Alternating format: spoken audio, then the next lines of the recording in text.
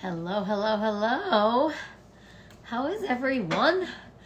It is time for a fertility hot seat, which I now do once a month. Well, maybe I was doing it every other week. I can't remember. Anyway, it's time for my once a month fertility hot seat. And so maybe you know how this goes, maybe you don't, but this is how it goes. You request to join me live. Ooh, people are already requesting. So some of you know, you request to join me live. And then at random, I'm going to pick one of you to come on live with me for a free 15-minute consult based on my clinical experience and my years of helping women get and stay pregnant, the knowledge I've gained in writing 4 books over the last, 15 years? That sounds crazy. Is that right? 2010, my first book came out. So yeah, that's fucking crazy. 14 years, I guess. So based on my clinical experience, based on my own research, based on my academic experience, but you have to know that this is not medical advice, right? So anything I tell you, you need to clear with your medical team. Because it's not legal for me to give you medical advice like in this capacity. So let's be clear about that. But I have written 4 books since 2010. 2 of them are bestsellers in the space of women's health and fertility.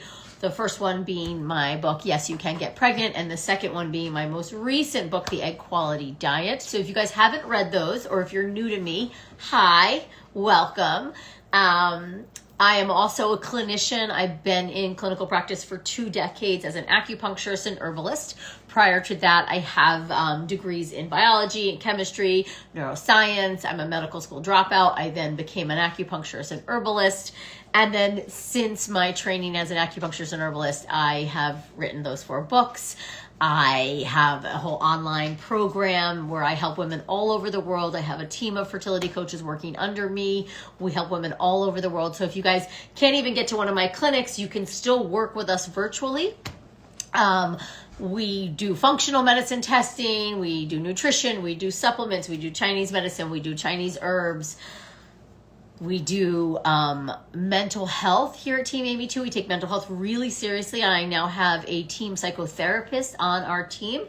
And so she is our fertility trauma coach. And so, yeah, there's lots of ways to work with us. I also have a 6-month intensive functional fertility group coaching program. We're now currently accepting applicants for our January cohort.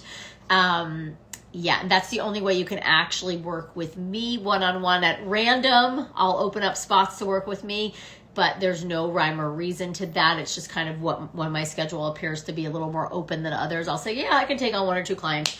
Those spots usually go in about, a day, to be honest. Anyway, there we go. We have lots of people requesting to join me live, so I'm going to go in and at random, I'm going to pick one of you. Tazzy, I feel like, why don't we pick you? Let's see. Let's see. So it's not a Q&A, guys, just so you know. Hi, how are you? I'm so excited. I was manifesting this. What'd you say? I was manifesting this. I'm so excited. Oh, good. Oh, it makes me feel like I'm like Abraham Hicks in the hot seat. Isn't that funny? Yeah. Are you an Abraham fan? That's why I call it the hot seat, because she calls it the hot seat when people get Okay. Hi, I feel like I see, thank you so much for your support, because I feel like I always see your name liking things or commenting, so thank you. I love you. I'm a huge fan. Followed you on podcasts, and you're so great. I love all your work and everything you do, and I'm a New Yorker too. Oh, well, hi. I mean, I'm a Connecticut girl now, but I was a New Yorker for a very long time. So tell me what's going on. How can I help? Hi. I'll go over my story real quick, just fertility and everything. I started trying in spring of 2019, very loosely, didn't really know what I was doing. Towards the end of the year, started doing like testing sticks, ended up going to a fertility doctor in spring of 2020. She did like the FemView test. It was like the saline test. Everything came back fine with that. My follicle count was on the lower end. She counted 10. My husband's sperm was not that great, but he stopped smoking weed and stopped drinking, drank water, took vitamins, and everything shot up for him. So that was great. And then she did see like a dent in my uterus, so she wanted to do surgery, but I got a second opinion with an MRI, and they did an MRI, and they said no surgery, just might be breached, keep trying, it won't prevent conception from happening. Okay. Then we ended They up said getting, it might be breached. Explain that to me. You mean you might have a breached baby? yes, that's what he said, like So the there dent, must be a septum. That's what I'm assuming. There's a yes, septum in the uterus. Okay. yes, they said, but it was very slight, they didn't really see Okay. it like causing any issues. Okay. And then ended up getting engaged, so we were planning the wedding and didn't like try during then. After the wedding we started trying, and that was like February 2022. Okay. Tried for a year, nothing happened, went to a new fertility doctor, he did tons of testing, and then ended up getting pregnant after the HSG test, like the dye test, is that what it's called? Okay. Yeah. So your tubes were maybe a little blocked. Okay. Yes, and then I miscarried around almost 10 weeks. Oh, I'm sorry. Yeah. Sorry. No, it's okay. It sucks. It was just a very traumatic experience. I ended up switching like GYNs because it was a lot. And do we know anything about the baby? Did you test tissue or anything? They tried to, but I don't think they like found anything because I was like passing in the bathroom and things like that as well. So I was very well taken care of. But with that pregnancy, 3 days before I found I was pregnant, so I was probably 3.5 weeks pregnant, I my TSH was 5 back in 2019, and then I tried to do it naturally, got it down to 3.8 was the lowest I got it. And then when I went to the newest fertility doctor and who like did all the testing and everything, he tested it and it was 5.2. Yeah. So I went to my thyroid doctor, she's amazing, I got on medicine at like 3.5 weeks pregnant. Okay. And then found out I was pregnant, so that she was monitoring me every week. I was getting tested and she kept upping my doses, so that was definitely something in the back of my mind, could have been the cause. And what about progesterone? What was progesterone doing? Progesterone's always been fine, no one said anything. I've done the test myself, I've gotten it tested multiple times. I went to the OBGYN actually this week. I have my yearly, try to get tested, and she's kind of pushing me towards seeing their REI on staff. Who's this? Like Mount Sinai West. Okay.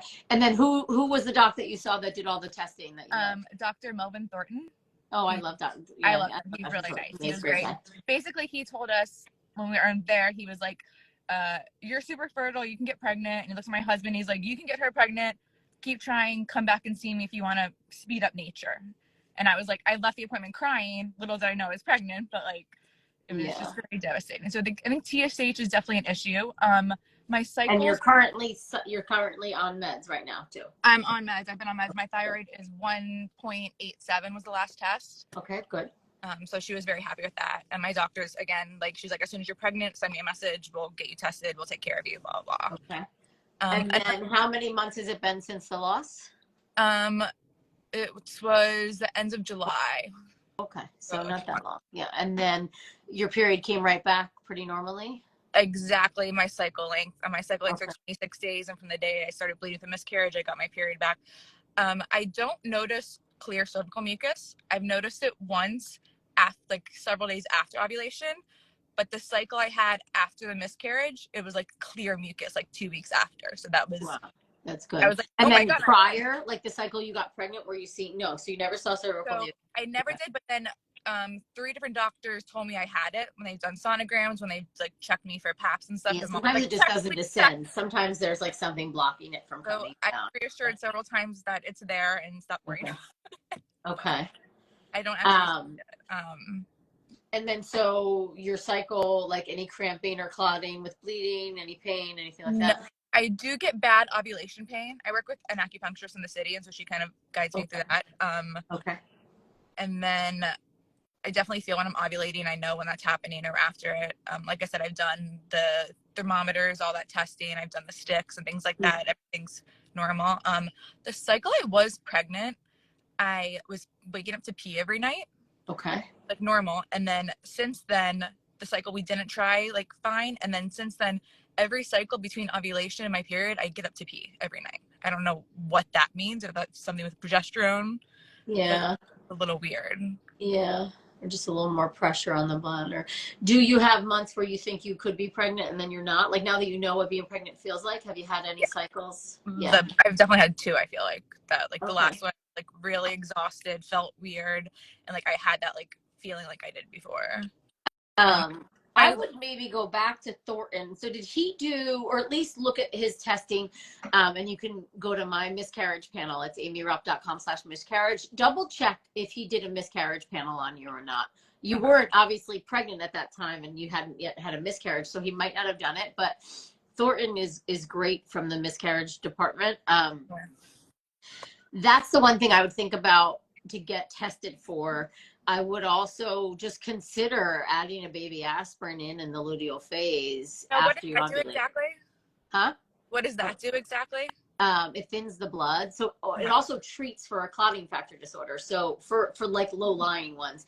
So clotting factor disorder basically means that your blood clots a little differently than others. And so the blood clots as a way to protect us, to heal, to like call in white blood cells, but it backfires in pregnancy because the embryo is a foreign object, and the clotting factor disorder causes the blood to clot around it, and it'll starve it and it'll kill it basically. Okay. So if you take a blood thinner, it'll prevent that from happening, and then you can carry the baby.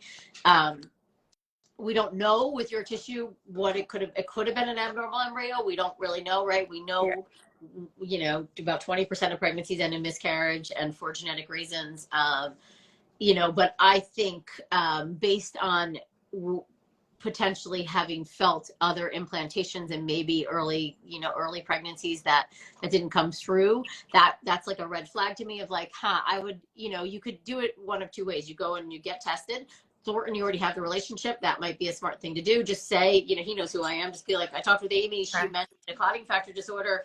You know, would you test me for that? I did have, you know, and I feel like I've had chemicals. He'll hear you and like honor that. He really will. Yeah. And then that's one thing. And then in the luteal phase, take baby aspirin. Talk to your acupuncturist about some Chinese herbs, maybe for blood flow and circulation. You know, castor oil packs, like that kind of stuff. You've been doing this. And then do you have, like, when you were pregnant, did you get any like weird flu-like symptoms or hives or any weird? So nothing weird. I was nauseous maybe once, very slightly, and then tender breast. But my symptoms were very mild, and then closer to the miscarriage date, I noticed they started to fade, which I feel like is normal. So it could be that all along you just hadn't been getting pregnant because your TSH. Like first it could have been sperm was off, TSH was off. Then sperm's fixed, TSH is still off. Then maybe there was a blockage in your tube. Do you know what I mean? Like you could be fixed at this point for all we know, and then pregnancy just takes time.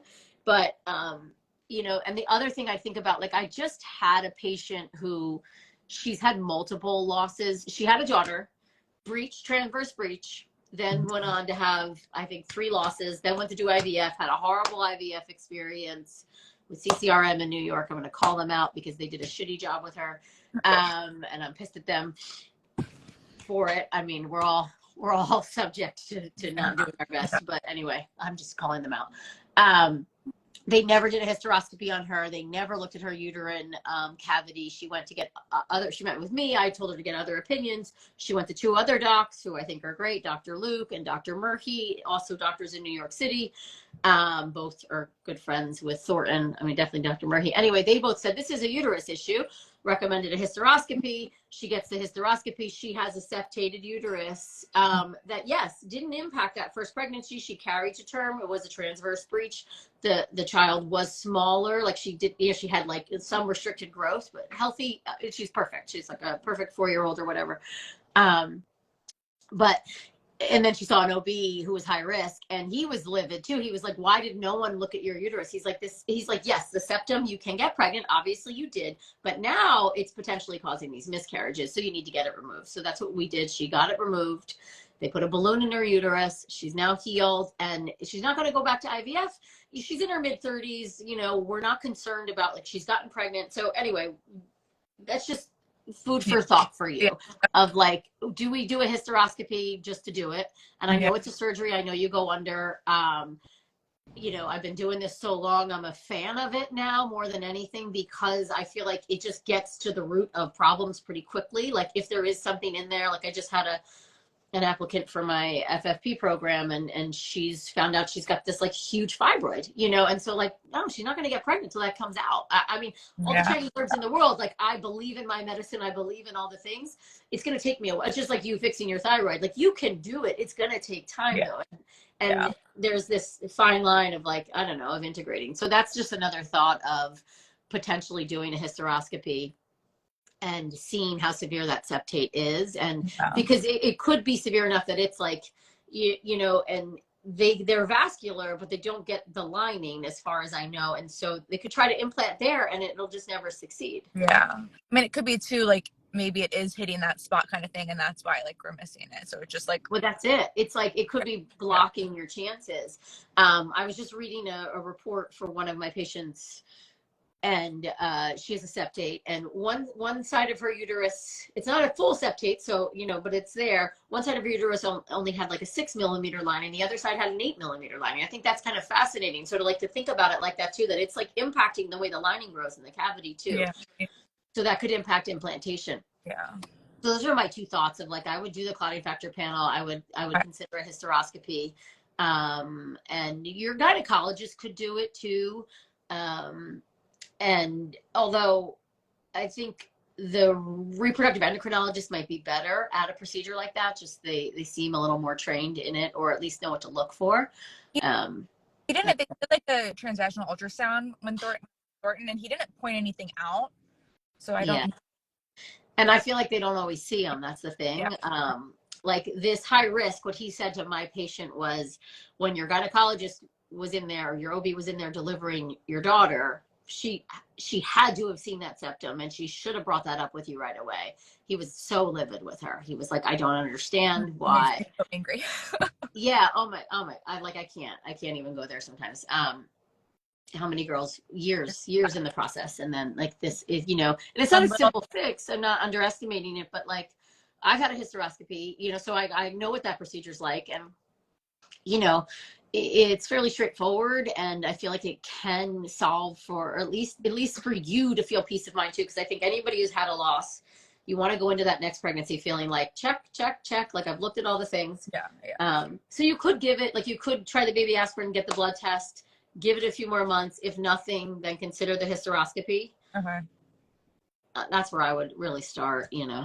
Yeah. All right. Well, thank you. Oh, you're welcome. Thank you. And thank you for coming on and sharing. And yeah, I just think everybody learns so much too. So I really, I love ability and everything. Oh, thank you. So yeah, just DM me and keep me posted. Okay. Hey, Bill, thank you so much. You're welcome. Okay. Bye everyone. Thank you.